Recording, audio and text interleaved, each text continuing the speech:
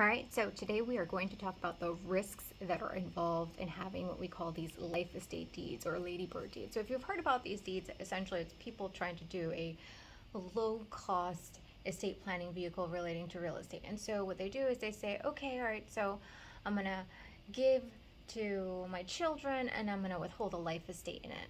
That's an example, right? But it could be your nieces, your nephews, your sister, your brother, whomever you want to leave the property to upon your passing, right? So the problem with these life estate deeds is, well, there are several. So I'll start with one.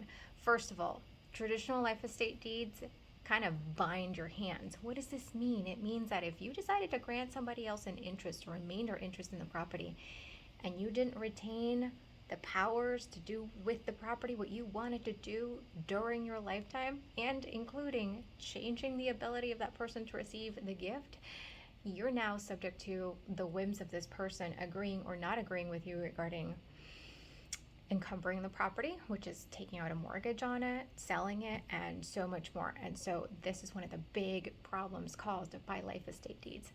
Second problem is one that you might not be aware of, but it's about the value of a life estate, right? And too many times people don't actually calculate the value of this gift using what we call the IRS tax tables for, like the age life determination tax tables. And so if you're not properly doing this, you could be subjecting yourself to estate tax penalties, gift tax penalties. And so you've got to be really careful with trying to do these. And if somebody's willing to prepare them for you and does not talk to you about your life expectancy tables, they are not going to do it properly.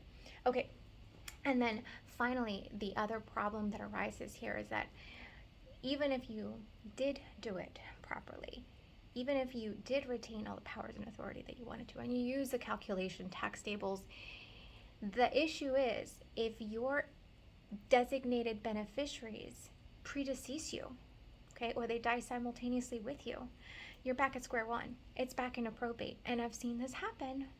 So this isn't oh my God, it'll never happen to us. It happens all the time. Things will get kicked back into probate court. So it's not a great way to avoid probate. And trying to write in contingents into life estate deeds makes it far more complex. So that is the issue, or those are the issues, three of the issues that arise when you try to do the cheap, low investment version of estate planning using life estate deeds.